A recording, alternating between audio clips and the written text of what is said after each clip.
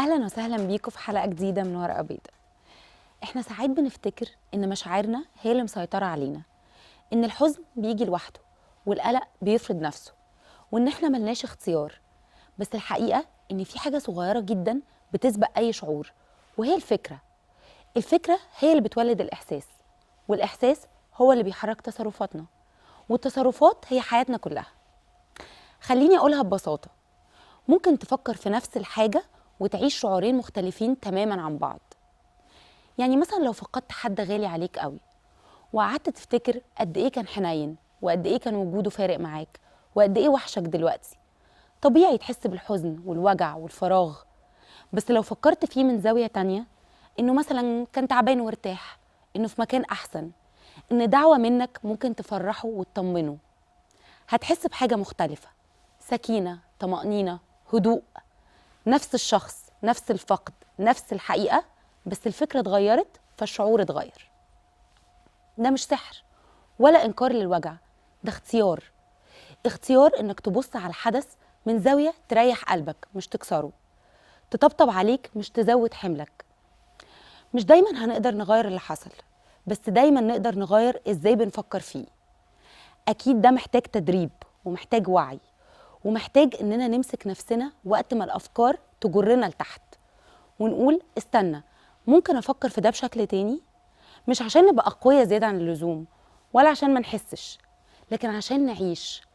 الموضوع إننا نختار نفكر بطريقة تريحنا مش تكسرنا. وأيوة، ده محتاج تدريب ومحتاج وعي، ومحتاج كل مرة نحس إن الفكرة شدانا لتحت نقف ونقول استنى، أنا ممكن أفكر في ده بشكل تاني. من النهاردة مش مطلوب منك تغير حياتك كلها ولا تبقى شخص تاني، المطلوب بس قرار واحد. كل فكرة توجعك اسأل نفسك، هي دي الزاوية الوحيدة ولا في زاوية تانية أرحم؟ لو اخترت الزاوية الأرحم، مشاعرك هتهدى ونفسك هيطول وحياتك هتبتدي تمشي معاك مش ضدك. لأن في الآخر اللي بيسيطر على أفكاره بيقدر يهدي مشاعره، واللي يعرف يهدي مشاعره حياته كلها بتبدأ تهدى.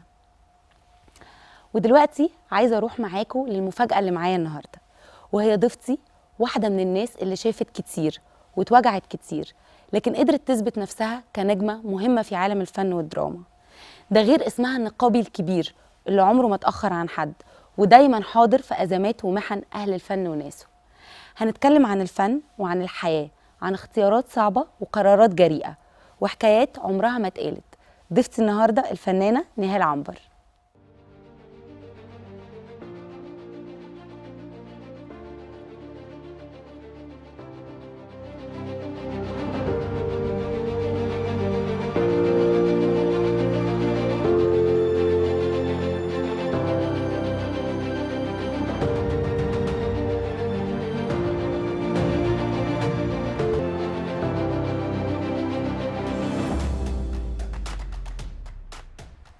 الفنانة الجميلة نهال عنبر منوراني في ورقة بيضاء. ميرسي يا قمر. أنا مبسوطة قوي إن حضرتك معايا النهاردة، وعايزاكي بقى تفتحي قلبك معانا كده. يلا بينا. فاتحة. جاهزة لأول فقرة؟ جاهزة. فقرة المشوار.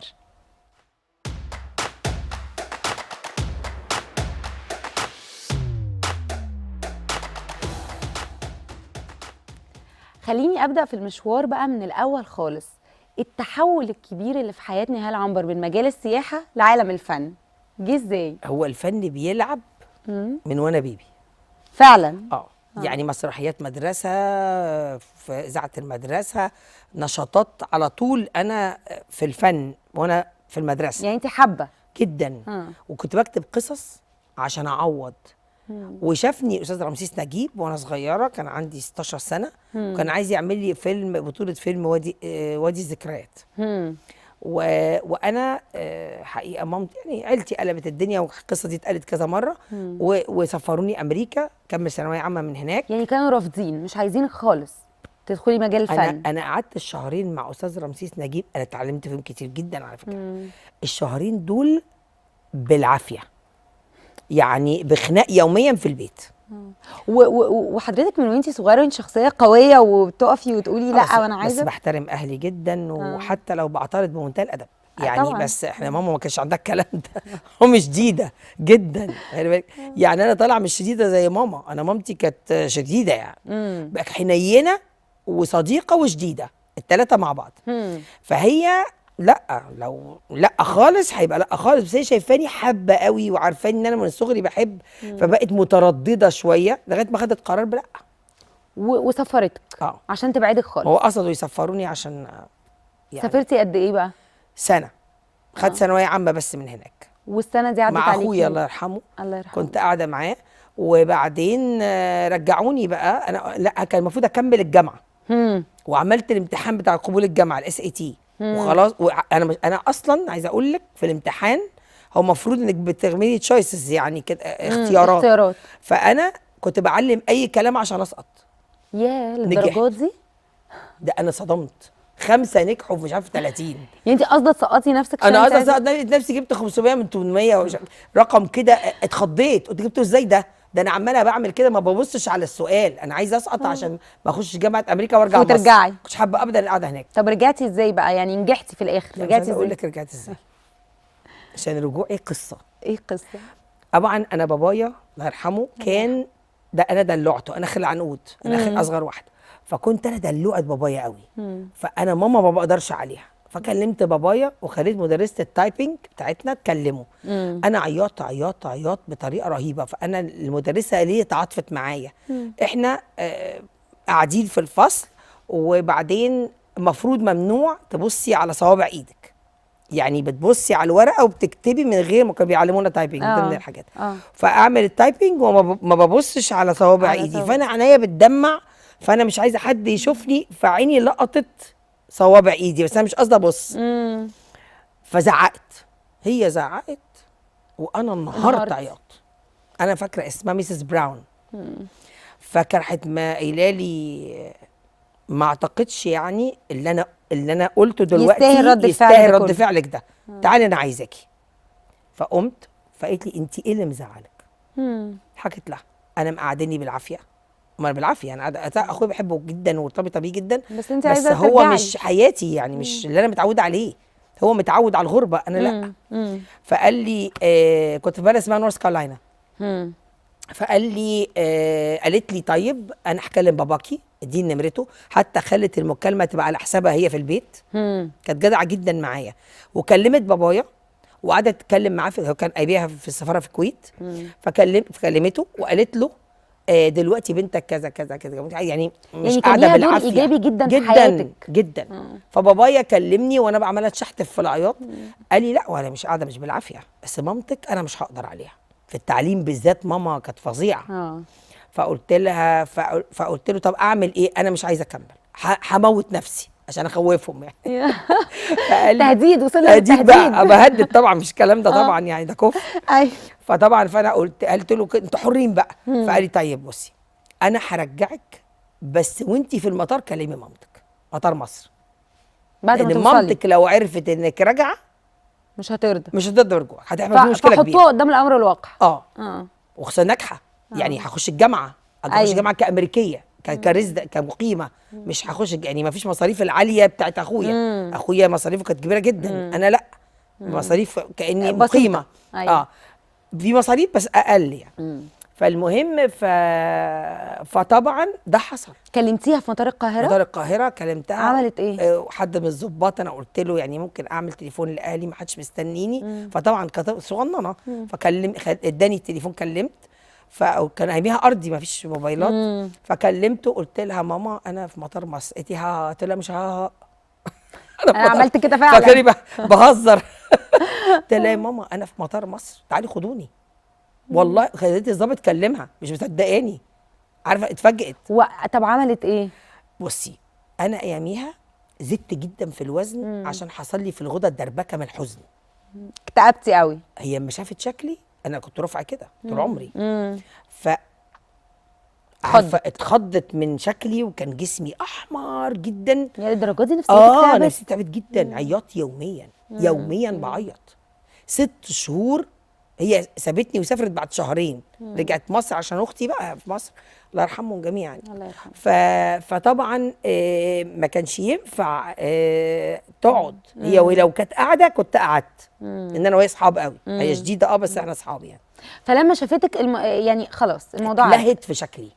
فخلاص هي كلمتني بعدين، انت هتضيعي مستقبلك، انت كان هيبقى لك مستقبل كبير، كنت هترجعي مصر برضه بس بعد 4 سنين. 4 سنين مين اللي اقعدهم؟ ده انا شهرين مش هستحمل لو كمان. طب بعد كل بقى الحرب دي عشان ما تدخليش مجال الفن، دخلتي ازاي؟ وكانت اول كمان واقفه يعني راضيه، واقفه قدام الكاميرا قويه جدا. الحمد لله. كان طيور الظلام. قبلها كان في فوازير للام بي سي يعني، او قناه يعني، في فوازير للقناه كده، فانا كنت عاملاها. كانت في دور مرات جورباتشوف، كان الاستاذ محمد عبد العزيز المخرج قال لي بقول لك ايه، في عندي فوازير، هو شايفني بحب التمثيل او سامع، كان صاحبنا يعني، ربنا يديله الصحه ويخليه لينا يا رب. فعايزه اقول لك، فقال لي بقول لك ايه، تعالي اعملي معايا الدور ده هجربك. فانا من اول طلعه اشتغلت، قال لي لا كملي، انت لازم تكملي. انا مش مصدق اول مره تقفي قدام الكاميرا. كان مع سمير غانم الله يرحمه. فالله يرحمه. وسمير برضو اول مره كان في استعراض اول مشهد، فانا كنت برضو متشنجه شويه، عارفه تشنيجه اول يوم كاميرا. أيوه. فمرعوبه يعني. فقال لي بقول لك ايه، راح قايل لي نكته في ودني، احنا في استعراض. فرحت وقع من الضحك، قال لي بس خلاص فكينا. كان الله يرحمه هو يعني. فكك بقى. فالمهم بقى ماما كانت خناقات، بس في الاخر يعني يعني رحتي خلاص يعني بالوقت. انا كنت بقى متجوزه ومخلفه. ده انا كنت مخلفه، انا اصل انا اتجوزت عندي 18 بدري سنه قوي.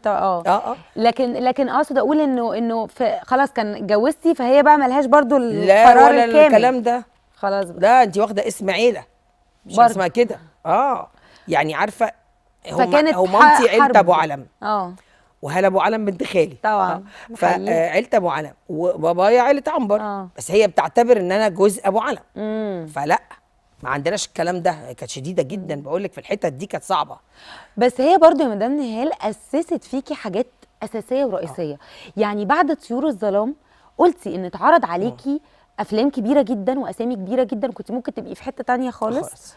ورفضتيها بسبب مبادئك.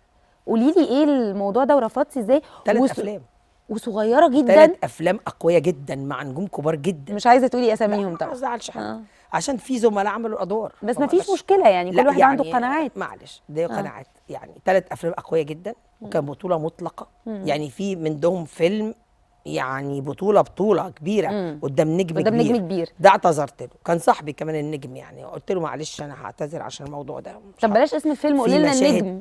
في مشاهد بيتمرمغوا ومش عارفه ايه، قلت له لا الكلام ده انا ما اقدرش اعمله خالص. قال يعني انا ما بعرفش اعمل الكلام ده. وكان في طبعا حاجات يعني كده، فانا قلت لا.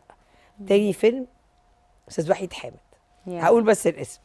استاذ وحيد حامد كلمني قال لي لسه دماغك ناشفه طبعا. قلت له قال لي يعني هيبقى الفيلم ده مش هينفع. كان عايز ياخدني في فيلم تاني عملته زميله يعني ربنا يوفقها، بس فيلم ما ينفعش انا اعمله خالص. فيلم برضو فيه مشاهد جريئه جدا. قلت له لا انا ما بعرفش اعمل الحاجات دي وكده. وساعتها حسين فهمي هو اللي كلمت الفنان الكبير حسين فهمي، كان صديقي جدا يعني اياميها. فقلت له بص في كذا كذا كذا كذا، وبيقولوا لي اقعدي في البيت، انت كل حاجه تعتذري عنها اقعدي في البيت، خلاص بقى اغسلي بقى واطبخي وعيش حياتك يعني، كل حاجه تقولي لنا لا عليها. يعني جايبين لك فرص عشان انت صاحبتنا وعشان انت لقيناكي موهوبه، فبنديكي فرص تخليكي نجمه اولى وانت بتقولي لا. طب ليه؟ قلت لهم بصوا، فانا قلت لهم مش مشكله، مش عايزه ابقى نجمه اولى، مش فارقه معايا اصلا. وده بناء على قناعاتك الشخصيه مش على راي مامتك؟ لا انا ما اقدرش، ما بعرفش كده. وانا عندي تدين شويه من صغري. عندي حته دي قريبه من عاليه شويه. فانا ما يعني اي حاجه ممكن تبقى دايما اعملها حساب ربنا الاول قبل اي حاجه. فطبعا ايه طقوسك يا مدام نهال؟ طقوسي في ايه في اليوم؟ لا الطقوس يعني طقوسك في الدين وفي علاقتك بربنا. بس عندك لازم، وده حاجه حلوه الناس كلها تعملها طبعا. والله. بصي انا عندي ايات بتكرر كل يوم بس مش كتير. ليه؟ عشان اقرا جزء كل يوم. انت لو قريتي ربع جزء في اليوم، ما بقولكيش بقى جزء، انا وصلت للجزء مش من اول، انا وصلت لربع جزء، نص جزء، بالتدريب جزء. كل شويه بقيت عايزه اكتر غصب عنك. ما بتقري بتحبي انك تقري.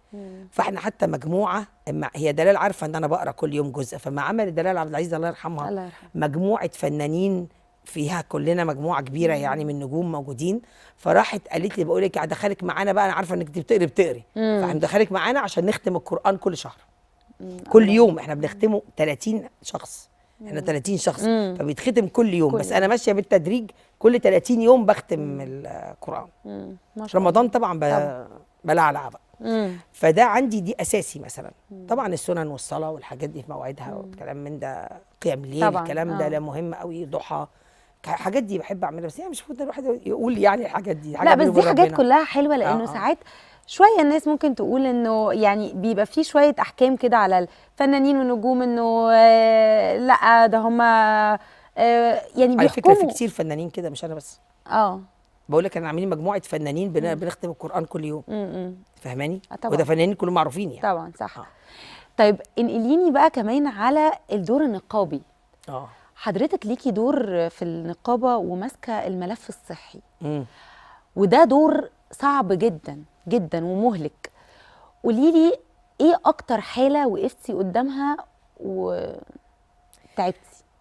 بصي، هو انا بس مش عايزه اقول الاسم، لكن فنان ملوش حد ونجم ملوش حد خالص، يعني لا عنده ولاد ولا عنده اسره، وامه سيده مشهوره جدا يعني وكده، بس مش حابه تقولي اسمه ليه؟ ما بحبش اعمل حاجه واقعد اقول انا عملت، يعني انا مش من طبيعتي على فكره في النقابه. حتى الصحفيين كتير يكلموني على حاله فنان اقول لهم بقى اسالوا اهله، انا ما بحبش اقول، يعني انا بعمل من غير ما اقول، عارفه انا بس طبيعتي دايما كده. بتطلعوا تطمنوا الناس، لانه الفنانين توفى خلاص يعني توفى. فعشان كده مش عايزه اقعد انكش في اسمي يعني. كويس. فالمهم انا كان بيرتاح جدا نفسيا ان هو كان في ايام الاخرانيه، فانا كنت يومي عنده. خلي بالك لو الفنان مع اهله، انا بتكلم بخلص بالتليفون بروح ازور مره او اتنين خلاص. مش لازم يعني ابقى كل يوم هناك، طالما انا ممشيه الدنيا كلها ومكلمه الدكاتره وبظبط المستشفى وكل حاجه خلاص. مش محتاجيني، الا لو محتاجني بروح طبعا يوم عمليه كده. لا ولو هو ملوش حد، ملوش حد ببقى انا امه وابوه واخته وكل حاجه، فاهماني؟ فبروح قعدت معاه كل يوم بروح، لدرجه ان مره مسك ايدي وانا بطبطب عليه كده، راح ماسك في ايدي عشان ما امشيش. واخده بالك؟ فكان هو لسه بين الغياب والحضور، يعني هو راح في كوما يا حبيبي بعد كده يعني. فالمهم يعني فلقيته مسك في ايدي، فاهماني؟ فانا قلت له انا قاعده معاك، انا قاعده معاك ما تقلقش، وقريت له قران وحاجات يعني كده يعني. فده دور اما بكون انت، انا بعمله من قلبي على فكره. وخلي بالك بقى، انا براعي الغلابه، أو مش عايزه اقول عليهم غلابه، براعي الغير قادرين اللي مش مشهورين اكتر من المشهورين. لان هم اكتر احتياجا، دول اللي محتاجين الدعم الاكتر. بالظبط. فاهماني؟ فدول بقى بتفرغ لهم، ولو ده اروح عشان اوري نفسي في المستشفى عشان يفهموا ان وراهم حد. من فتره قريبه جدا دكتور اشرف زكي طلع وكان عايز يسيب النقابه. الكلام ده ما ينفعش عندنا اصلا. انا قلت له انا اول واحده امشي وراك، انا لان هو سبورت رهيب، دعم جامد، ظهر معايا. يعني انا دلوقتي جالي حاله قلب مفتوح ولازم يتعمل له بفلوس، دعامات وحاجات وكده. هعمل ايه انا؟ اجيب فلوس منين؟ ما اقدرش اطلع من النقابه. النقابه مبالغ زي دي ما اقدرش اطلعها. فدكتور اشرف هو اللي بيتصرف، بيجيب من تمويلات منتجين وحاجات. ليه فنانين بيساهموا، هو بيعرف بقى يتصرف ويقول لي بقول لك ايه، ادخلي وقلب الجامد مالكيش دعوه، كنا 10 ولا جنيه يعني داخلين كده بيقول لي مالكيش دعوه، بس دخلي الحاله بسرعه. ليه قرر ان هو او فكر ان هو يسيب النقابه؟ ساعات الضغط عليه بيبقى كتير قوي، فهو ساعات بيحس بضغط، ساعات بيبقى ضغط عليه جامد قوي بصراحه. انا بقول له الله يكون في عونك والله. وحضرتك وقفتي وقلتي له لا كلنا رحنا له، قلنا له بقول لك الكلام ده مش عندنا احنا، هترجع. ورحنا له كلنا، اجتمعنا كلنا واتفقنا، سيبناه يهدى شويه وبعدين رحنا له وقلنا له ما فيش، احنا رفضنا الاستقاله مبدئيا كمجلس يعني.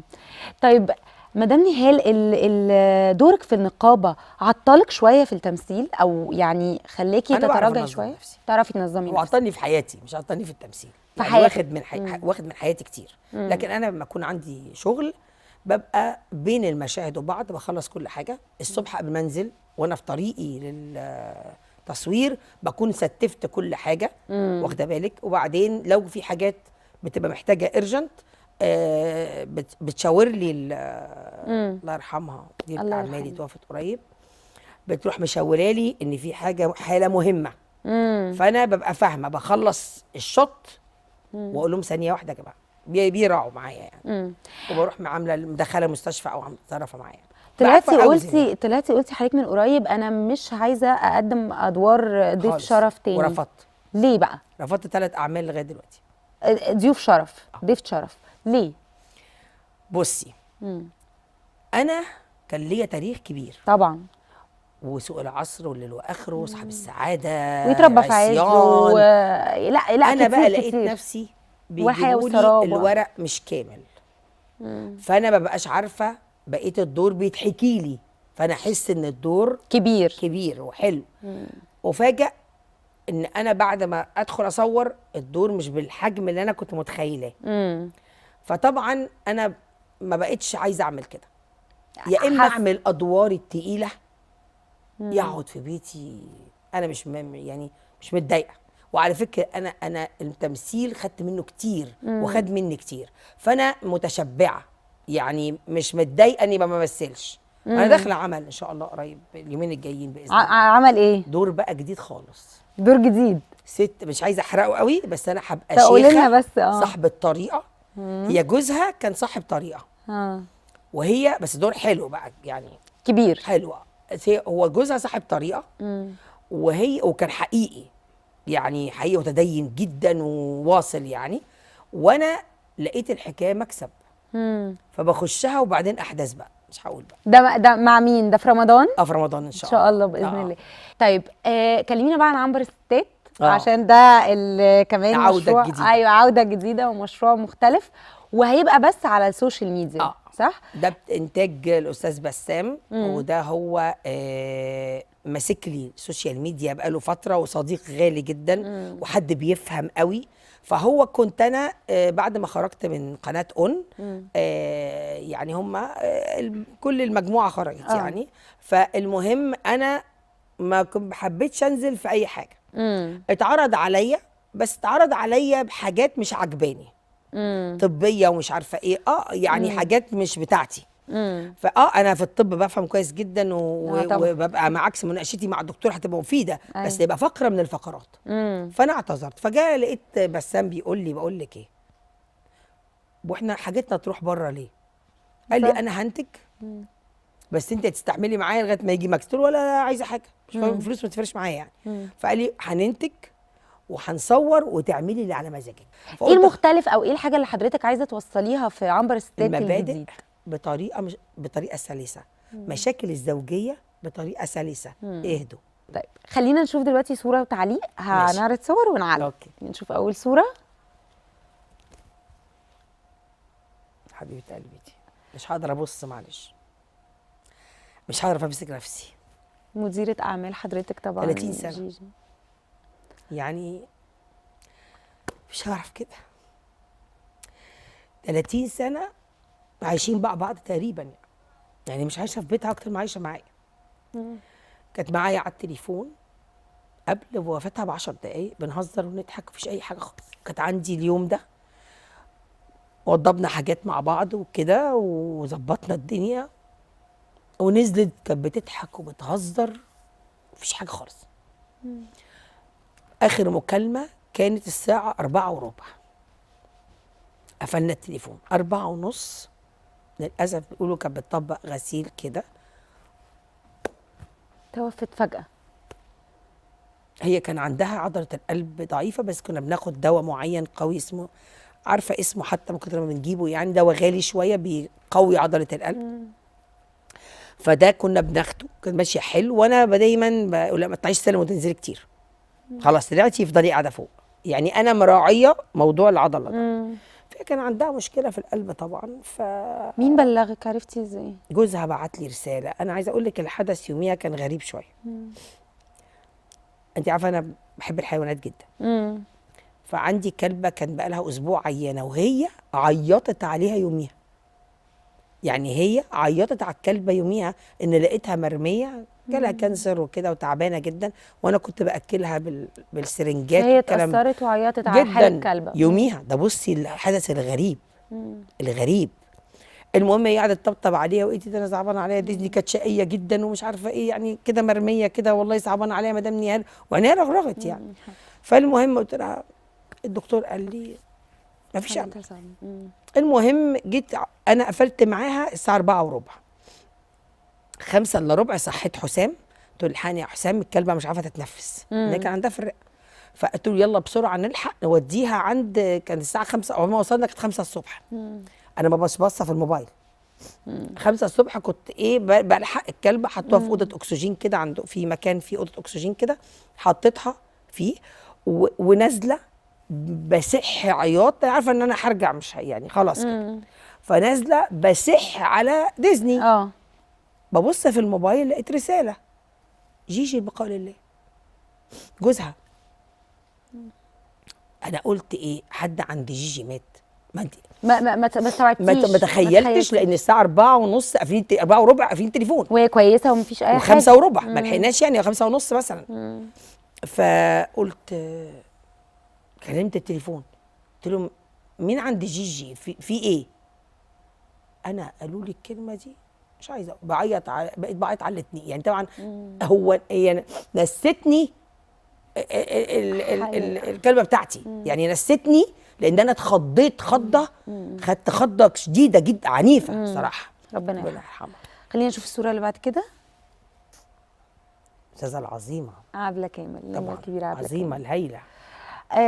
في تواصل بينكم او اتواصلتوا قبل كده؟ لانه في الفتره الاخيره حصل دكتور اشرف زكي. دكتور اشرف زكي هو اللي بيتواصل معاها دايما. انت عارفه عبلة من نوع يا حبيبتي فنانه جميله وعظيمه، مدرسه طبعا، مش بتحب يعني قافله على نفسها شويه، بتحب البرايفسي جدا. وانا حاسه بيها عشان انا بحب البرايفسي، حياتي الخاصه بحب اقفل عليها وتحترمي خصوصيتها. طبعا. فهي ما يعني هي دكتور اشرف متواصل معاها. طيب خلينا نشوف الصوره اللي بعد كده. فنان محي اسماعيل ودكتور اشرف اللي لحقوا بالليل الحقيقه، لكن هو الحمد لله نوعا ما احسن شويه. احسن شويه دلوقتي. بس هو دايما كنت انا معاه بقى في العلاجات اللي قبل كده. المره دي دكتور اشرف، بس قبل كده كنت انا معاه وبروح معاه وكان يسمعش الكلام.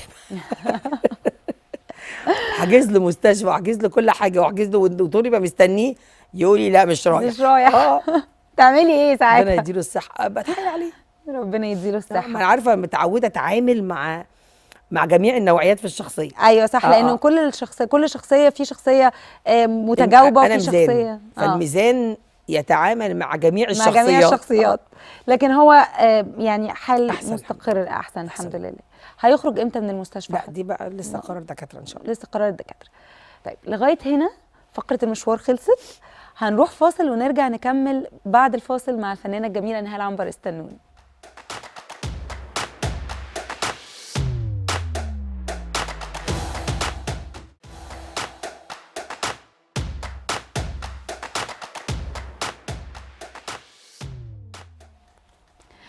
رجعنا لكم بعد الفاصل ولسه مكمله حواري الممتع جدا مع الفنانه الجميله نهال عنبر. برحب بيكي مره تانية. اهلا اهلا. جاهزه الفقره اللي بعد كده؟ جاهزه. دلوقتي جه وقت فقره كتاب مفتوح.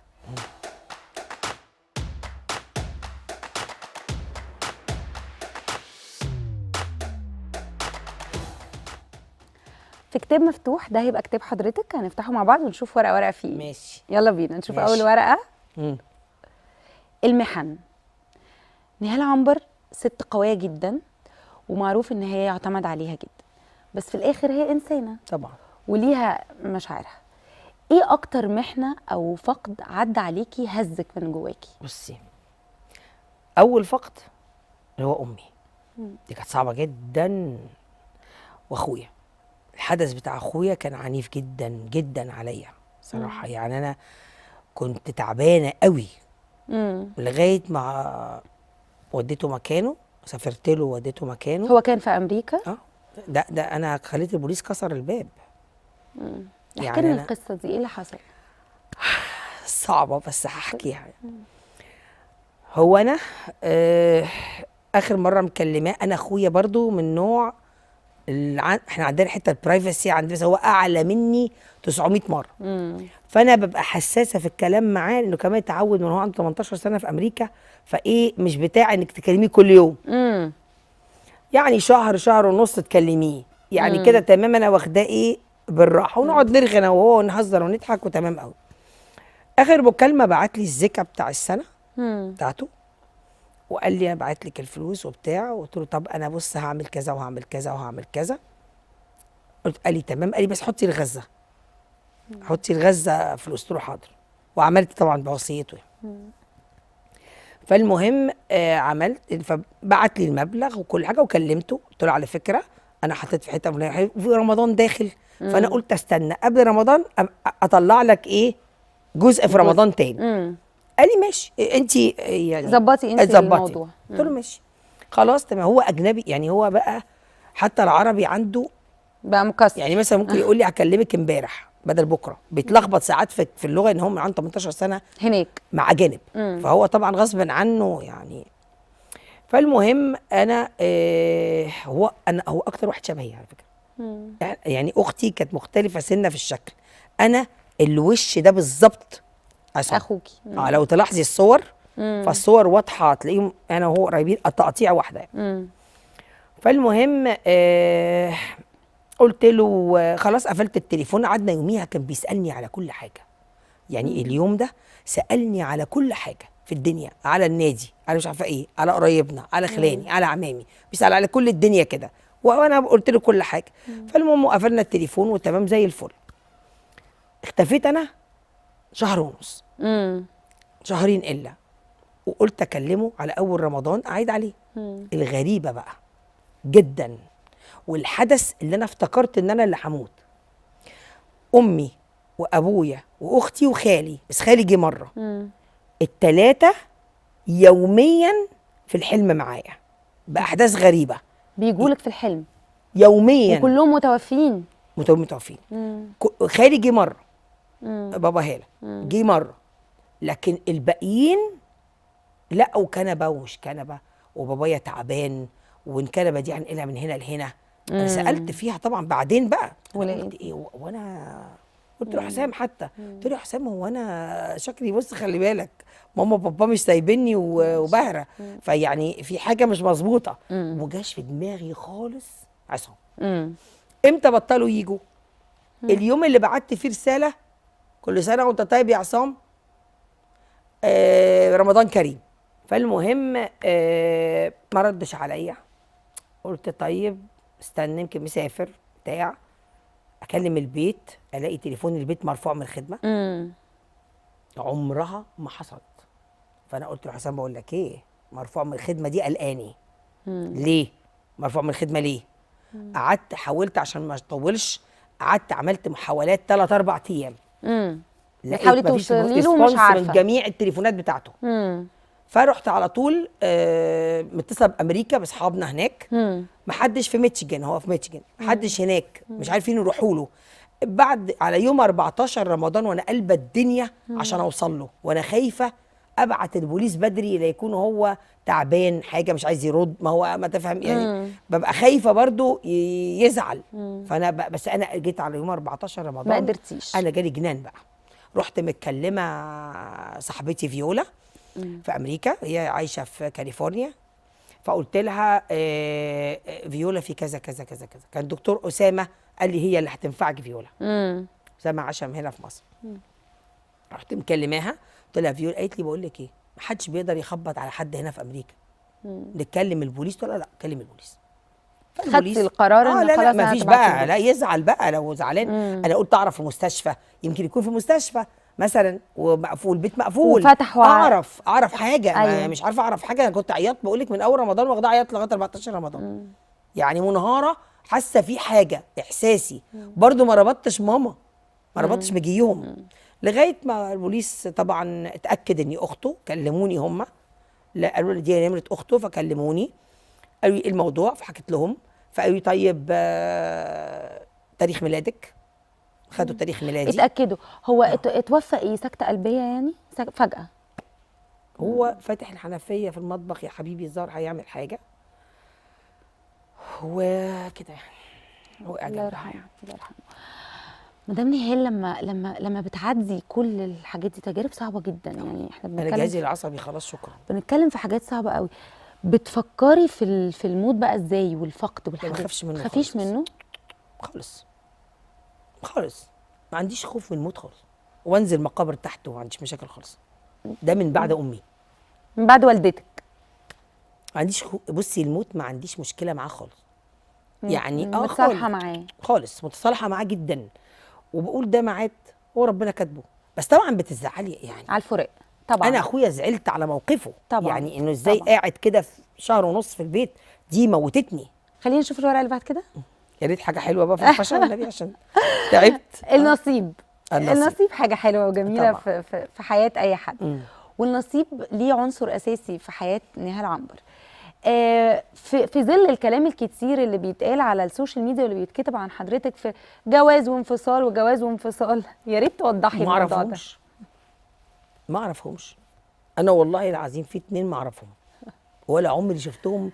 غير واحد شفته ده يعني في الميديا عندنا، شفته مره او 2. طب ايه سر ان هم يربطوا اسم حضرتك باي اسم يعني؟ طب انا اقول لك حاجه، انا لسه امبارح في النت طالع ان انا اتقبض عليا وفي النيابه ايوه عشان هند عاكف. قلت له هند عاكف يعني بنت ست في بيتها وانا في بيتي، ومفيش اي حاجه من دي خالص. يعني مفيش حتى عند هند مشكله، يعني فهمتي قصدي؟ دخلوا الست في مشكله ودخلونا في مشكله، وعمالين بقى الاخبار نازله. دي حاجات مواقع بتحب تعمل ترند. وانا حتى قلت لهم يا جماعه نشيل الحاجات دي ازاي؟ قال لك ما نعرفش نشيلها. ما عرفتيش تشيليها؟ وما عرفتيش ايه السبب اصلا ورا الكلام ده؟ مش شاغله دماغي، مش شاغله دماغي. خلاص بقى اللي كتب يعني براحته، يعني الناس عارفاني كويس فمش محتاجه ان انا ابرر يعني. وحضرتك متزوجه دلوقتي؟ ايوه. وعندك بس تحفظ كبير ان انت ما حياتي بتحبيش الخاصه ما بحبش اتكلم فيها. ما تحبيش تتكلمي فيها، ما تحبيش تطلعيها ابدا على الملأ. وانا لسه في حلقه عنبر ستات اللي سجلتها امبارح، أيوة. قلت للناس كده حياتكم الخاصه تتقفل بمفتاح. تفتكري لما الحياه بتطلع للعالم بتبوظ؟ هو الناس مالها ومال حياتي الخاصه؟ يعني دي حاجه خاصه، اسمها ايه؟ حياتي الخاصه. كلمه واضحه. خاصه يعني خاصه بيا، بابني، ببيتي، بعيلتي. بس دول من حقهم، فاهماني؟ ده اسمي معاهم خلاص. بره الاطار ده حياتي الخاصه ما بفتحهاش على البحري. انا ما ولا حته رحت فين ولا عملت ايه ولا تلاقيني عملت الكلام ده، غير في حاجات خدت جايزه تكريم. الحاجات دي اوكي. انا بسال حضرتك في العموم. تفتكري ان ده ممكن يبقى طبعا. سبب في تبويظ العلاقات؟ طبعا لما بتطلع للملأ قوي؟ طبعا. يعني مفيش مشكله ان احنا نقول احنا متزوجين، احنا مش متزوجين، ده العادي، لكن ما تطلعش اكتر. تفاصيل ليه؟ تفاصيل ما تخصش. ممكن يكون في شخص مش عايز وشخص عايز، يعني ليه؟ ليه انا على الملأ؟ صح. طيب لو رجعنا في الاول لوالد حسام طبعا، استاذ مجدي موسيقار الكبير.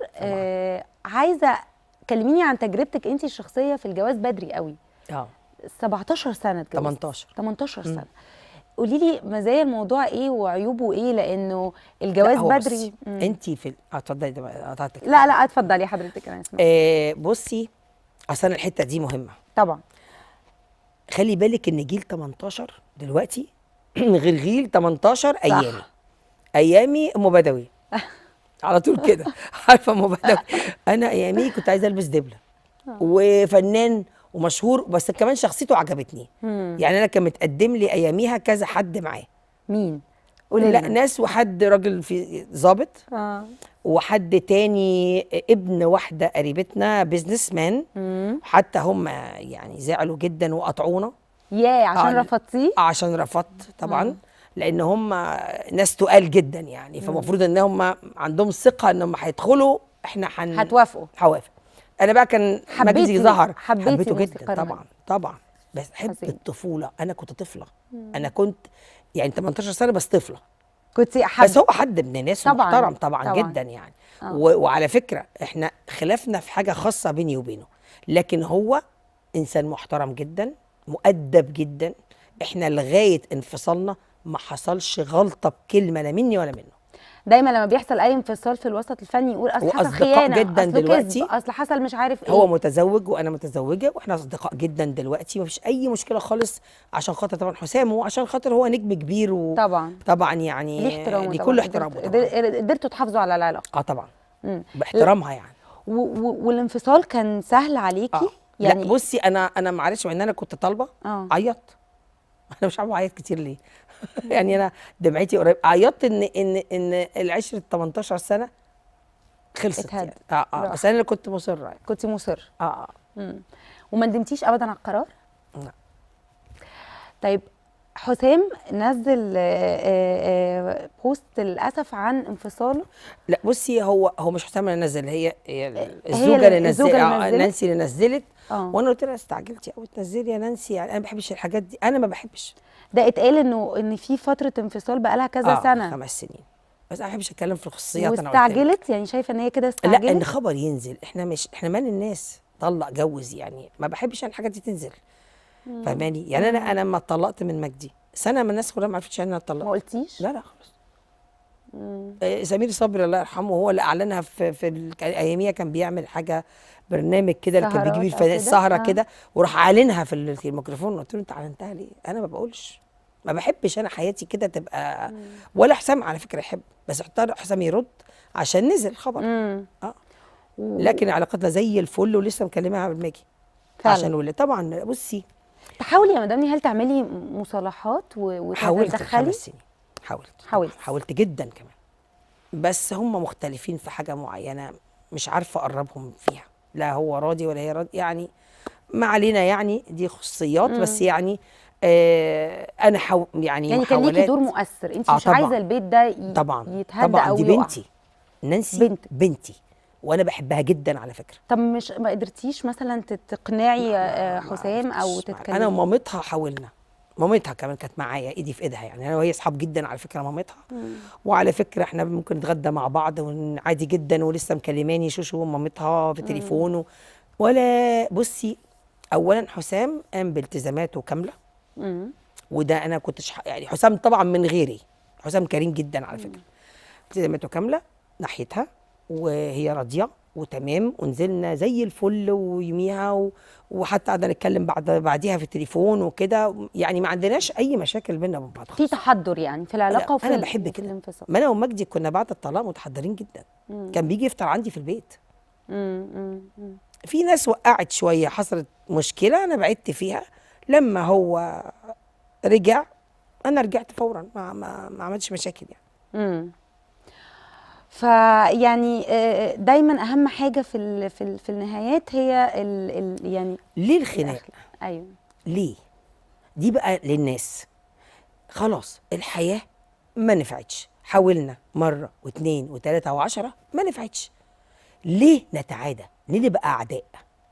طب ليه العائلات تبقى اعداء؟ في ولاد في النص يا جماعه. لسه كنت هقول لك ايه النصيحه النهارده اللي ممكن تقدميها لحسام ولطليقته دلوقتي علشان ولادهم، عشان يحافظوا على الحته؟ هم عاملينها اصلا، مش محتاجين مني اقول. يعني حسام متحضر جدا على فكره، جدا، وبيعشق ولاده وبيحترمها جدا. فانا اقول لهم افضلوا على علاقه كويسه، ما تخلوش حد يوقع بينكم، لان انا بخاف بقى من ايه؟ دي قالت عليك مش عارفه ايه، ده قال عليكي، ده في الناس اي شغاله. انا اتخانقت في الموضوع ده جامد. ازاي؟ قالوا دي انا بقى بصرف النظر عن حسام، يعني اي حد بيبقى انا دايما بصالح ناس. فدايما اقول ما حدش يقول لي قال اللي قال ده قاصد انكم تسيبوا بعض، على فكره. صح. اللي قال ده، انا اما اجي النهارده واحده ست وجوزها مختلفين، هي في ساعه انفعال قالت كلام، هو انا اروح اقول الكلام اللي قالته في ساعه انفعال للراجل اقوم بينهم؟ ولا اروح اقول له لا دي هي ما بتقولش عنك غير كلام كويس جدا، هو بيقول عنك كلام كويس جدا. الواحد ليه الشر؟ ليه الشر؟ ليه انا وفي اولاد على فكره هم مش حاسين الناس ان ما بيبقى الولاد بيشوفوا قدام عينيهم خلافات بين الام والاب، دي بتعمل ايه جواهم؟ بيتأذوا نفسيا جدا جدا، بيطلعوا مش طبيعيين. طب انتوا هممكم تعاندوا بعض وتسيبوا العيال تتدمر؟ يعني يا جماعه عقل شويه. صح. ما نبقى احنا بالراحه وتمام، اي خلاف يسوى واذا كان خلاف مادي ومقدور عليه يا سيدي مش مشكله. فاهماني؟ يعني ما دام مقدور عليه مش عند العمليه، ما دي ام عيالك برضو، صح. او ده ابو عيالك، ما ينفعش تكلمي ولادك وحش عنه ولا العكس.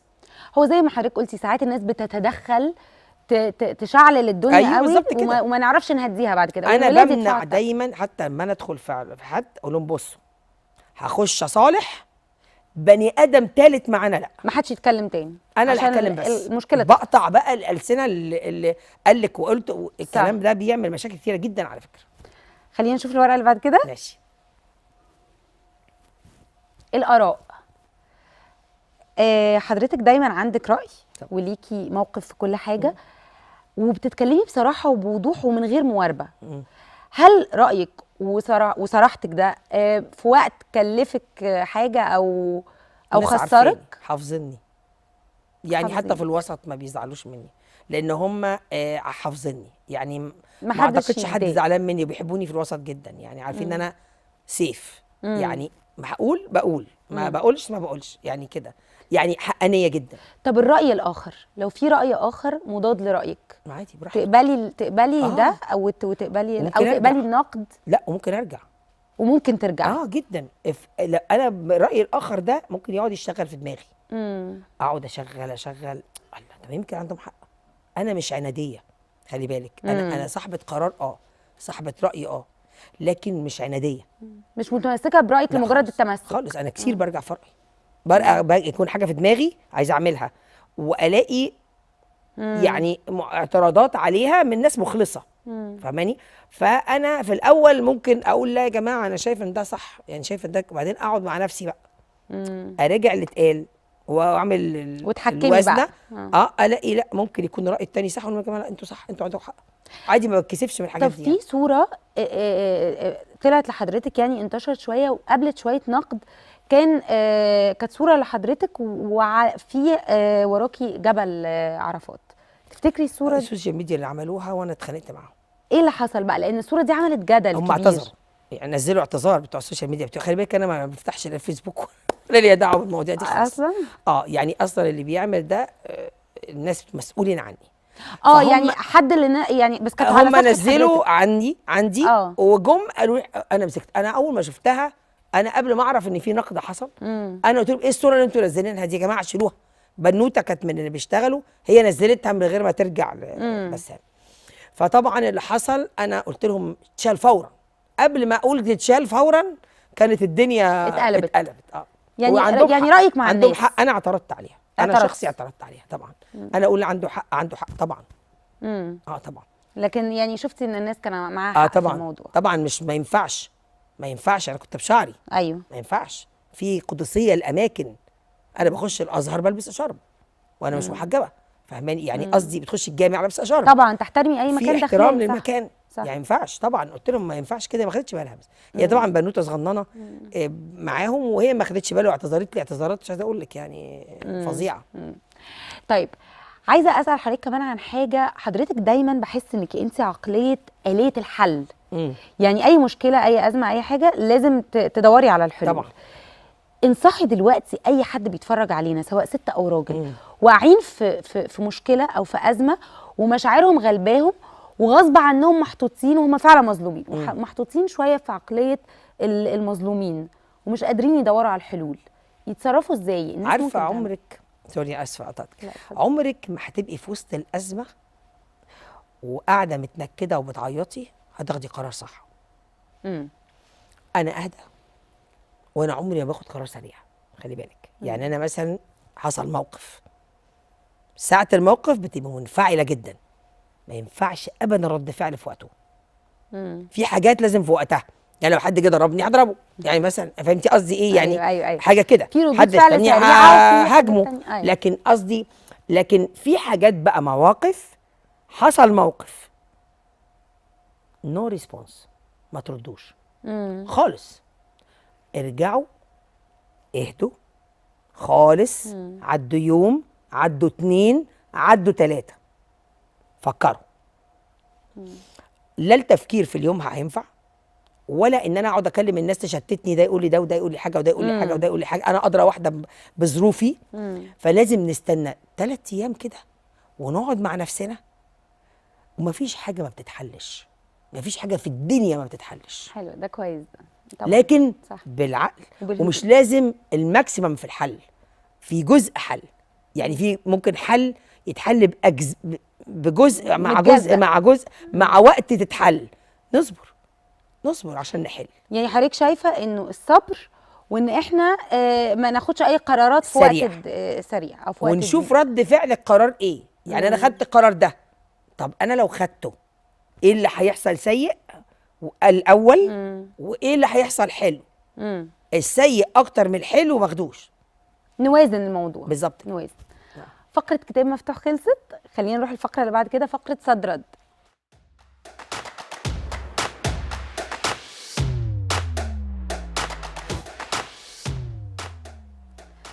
في صد رد هسأل حضرتك أسئلة سريعة وعايزة إجابات سريعة. يا رب اعرف ارد. إيه لا هتردي. لو قررتي تلبسي الحجاب ممكن ساعتها تعتزلي الفن؟ ليه؟ لا، تمثلي ادوار بالحجاب. تناسبه. سكوت مؤلم ولا مواجهة خاسرة؟ لا، اواجه. تواجهي. الحقيقة القاسية ولا الكذبة المريحة؟ لا، الحقيقه القاسيه، ما بحبش كده، بكرهه. القلب ولا العقل؟ الاثنين، ما اقدرش اقول واحد فيهم. بس بتحكمي مين القلب أكتر؟ يعني، هو انا عندي القلب ميبيل اكتر من العقل اللي في حاجات اللي فيها قلب.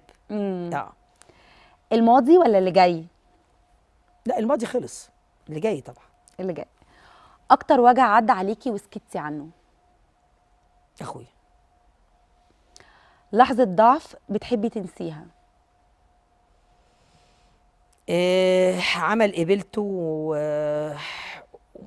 مش ضعف، هو كان مجامله، وندمت ان انا عملته. فيلم كده وربنا سهله الحمد لله، ما حدش شافه قوي. تقدري تقولي اسمه ولا مش حابة تقولي عشان اسمه؟ ما زعلش الناس بس. بتندمي أكتر على سكوتك ولا كلامك؟ لا، سكوتي. يعني لو سكتي على حاجة تندمي إنك لو سكتي. سكت ما خدتش حقي لا ازعل. في حد ظلمك وسامحتيه بس ما نسيتيش؟ كتير. ما بتنسيش بسهولة؟ بنسى. بنسى. ولو اتزنق في مشكله بقف جنبه، بس ما ارجعلوش تاني.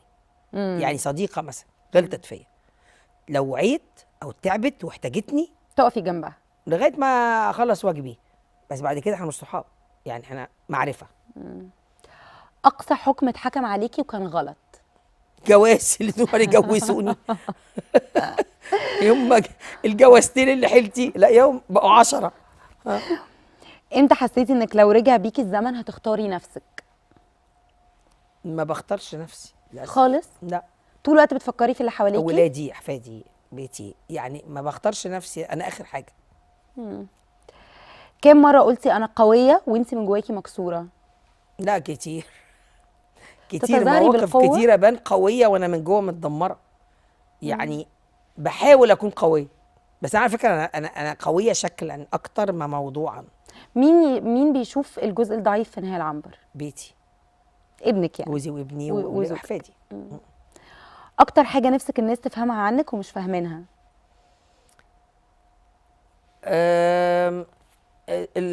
مبادوي ساعات بتبقى موجوده كتير، فما يعني هم مسميني كده في البيت. انا مبادئ. بسامح بسرعه. الناس ممكن تضحك عليا في بالذات ناس كنت غير قادره يعني، ومحتاجيني يعني معتبريني مبادوي شويه. آخر مرة بكيتي لوحدك كان إمتى؟ النهارده دلوقتي. من شوية. لا، انا بكيت لوحدي امبارح اخر حاجه، لوحدي يعني. لو بصيتي لنهال الصغيرة هتقولي لها إيه؟ اقول لك كان نفسك تبقي ممثله وعماله تلبسي في بيجامات في راسك عشان تبقي شعرك طويل، ماما كانت بتقص لي شعري. فكان نفسك تبقي ممثله، خلاص عملتيها. إيه الدرس الأهم اللي المشوار علمهولك؟ الدرس الاهم رضا ربنا اهم من اي حاجه في الدنيا. تحبي الناس تفتكرك بإيه؟ باعمالي كويسه. فقرة صد رد خلصت، خلينا نروح لآخر فقرة، فقرة ورقة وقلم. دي ورقة وقلم.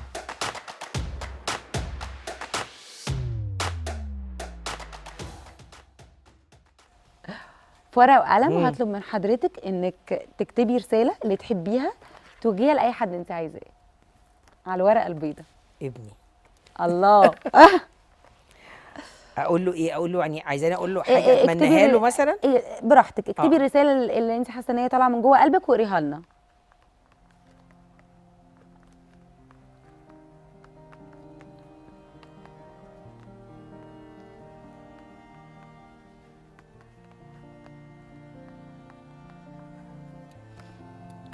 ممكن تقريها لنا؟ ان شاء الله تكون مخرج عالمي لانك تستاهل. الله، نتمنى له التوفيق والنجاح دايما. يا رب ان شاء الله. وانا بشكرك جدا جدا يا مدام نهال، ميرسي يا حبيبتي، انا نورتيني. اللي سعيده وانت جميله جدا الحقيقه. عايزه اقول لك انا ما حسيتش بالوقت، يعني فعلا قاعدة ده معاكي يعني مبسوطه جدا. دي شهاده كبيره، انا كنت مستمتعه جدا وبحب قوي اقعد اسمع حضرتك واسمع ارائك في الحياه، لانها حقيقي تحترم وتفرق كتير مع اي حد يسمعها. ربنا يخليكي يا حبيبتي، ده من ذوقك يا قمر. انا بشكرك. ميرسي يا حبيبتي. لغايه هنا خلصت حلقتنا، واشوفكم في حلقه جديده.